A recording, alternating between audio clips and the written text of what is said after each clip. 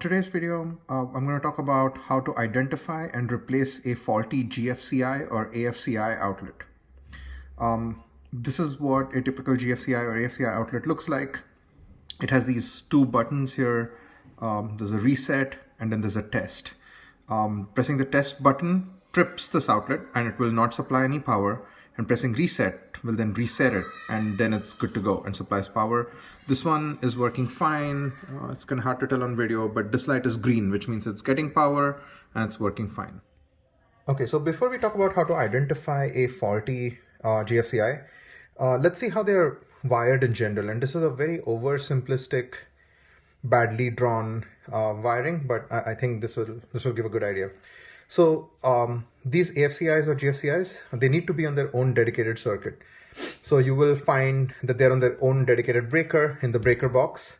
And from there, the power flows this way and goes to the first or master receptacle or outlet. And those are usually daisy chained to others.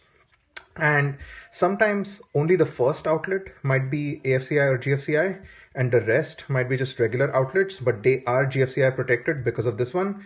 But where I live, by code, they all need to be GFCI. So in my case, all of them are GFCI. And usually they are daisy chained like this.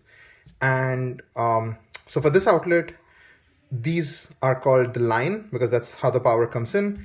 And these are called the load because that's how the power goes out. And this outlet acts as a load for this one. So for this one, line and load. For this one, line and load. And for this one, this is line and doesn't have a load because it's the last outlet that's wired this way. So usually this is how they are wired.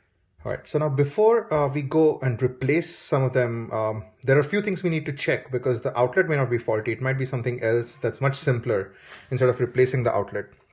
So the way in which these are wired, if the breaker trips, then all of them will lose power. If this GFCI trips, again, all of them will lose power because when this trips, it cannot supply power to the next one and so on and so forth. If this one trips, both of these will lose power.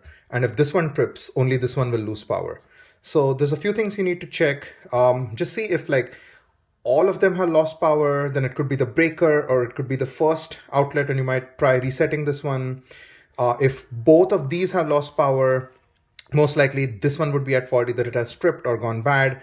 And if only this one has lost power, then most likely only that is to blame. So that should be something that you check. And the important thing is like you need to reset them in this order, the way that they are daisy chained. So just check if one, two, or all of them have lost power, and that will help you narrow it down.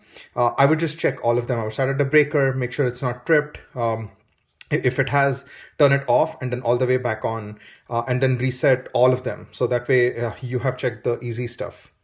The second thing you want to check is there could be a faulty device that's still connected to one of them, and that could be causing it to continually trip. So before you replace anything, just make sure nothing is connected to any of them. So that way you're very sure that you don't have a faulty appliance or a device that's connected, which is causing it to trip and not be able to reset. So these are a couple of things you need to check before you replace anything at all. And then the next thing, if you have checked all of that, then and you still one or more of them don't have power, it could be that you have a faulty receptacle. Again, you need to identify which one is likely at fault and then replace it. So in my case, 2 of the outlets have lost power. So I have 4 of them daisy chained, 2 of them have power and 2 of them don't, which tells me that it's not the breaker, it's not the 2 that have power, it's most likely this one. And that's how the last 2 in the daisy chain have lost power. So most likely it's this one that's at fault. And once you identify which one is at fault, of course, first try to reset it. But if that doesn't work, most likely it's a bad receptacle. And these GFCIs, they do go bad. So don't be surprised if you have one that went bad, but just check all of these other things before you start replacing outlets. All right, now that we have figured out that the receptacle is actually bad, we need to buy a replacement one. And for that, we need to figure out whether we need a 15 amp receptacle or a 20 amp receptacle. Now, most North American homes, these AFCI or GFCI in your bathroom or garage or any other wet area, usually they'll be on a 15 amp circuit. But probably the best way to figure that out is to identify the breaker that it's on. And in my case, it's this one right here. and then that breaker should just say a number like this. So I know it's on a 15 amp circuit, and then you see some of them are on a 20 and so on and so forth. Yeah, but that's probably the best way to figure out. You just go find a breaker and it should just say on that what amp circuit it's on. The other way to figure out what amp receptacle or outlet you have is usually these receptacles which have just these like two vertical lines, where these lines are just vertical, they are 15 amp, and the 20 amp ones are indicated by a small horizontal line in the middle of one of them. All right, so I found a very unlikely cause. This is probably not going to apply to most people. So in my case, it turned out it wasn't a faulty outlet after all. So the next thing I did was I opened up the three receptacles in the bathroom. I took the faceplate off, then I pulled the receptacles out themselves, and then I turned the breaker on. I do not recommend that you do this. That can be dangerous because there's live wires coming out of the wall and the breaker is on, but I had to do that to debug stuff. So I took them out, and then I used the tester, a contactless tester, to figure out which outlet is which, because I wasn't sure what way they're daisy chained in. And I found this outlet. I could test both the line and load, and I could see it had power coming in here, it had power going out there. So that means this receptacle is fine, and it's sending power to the next one. And then these two were the ones that did not have power.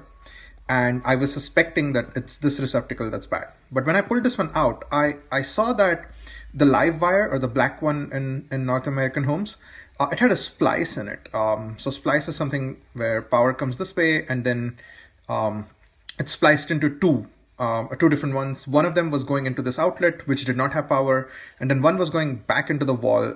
This is still a mystery to me. I have no idea where this is going. There are no other GFCI outlets, so I have no idea where this is going. This is something that was probably done during a remodel or something, and it probably goes nowhere. It's probably capped off somewhere. But anyway, so I found a splice, and I noticed that there's power over here. So there's power coming to it, but on the other side of the splice, both here and here, there's no power. And I used the contactless tester to figure that out. So no power here. So I realized that that's the likely cause. I went back to the breaker, turned the breaker off, made sure this is completely safe. I opened the splice up. So they had used like those little blue splicers. So I opened that up. I put a new one, so I kind of respliced this again, made sure it was nice and tight, turned the breaker back on, and found that now there's power going both here as well as here. I installed everything back in. I reset this GFCI, this time it worked, and power came back onto this one. I reset this one, same, it worked, power came back on. So then everything got fixed. Everything had power after that. So it turned out it was a faulty splice. So it's highly unlikely that this is the problem that you have, but it was the case for me. Again, I still have no idea why they spliced this, where this one goes. I could never figure that part out. And I also cannot figure out how the splice went bad exactly the same time as the GFCI tripped. I know for sure that the problem was caused by a trip because we plugged in a hairdryer, and that's when the power went out to these two. Turned out somehow exactly at the same time the splice went bad. I cannot explain that, but that's what had happened, and easy fix. I did not have to change the outlet, and that's how I fixed that one.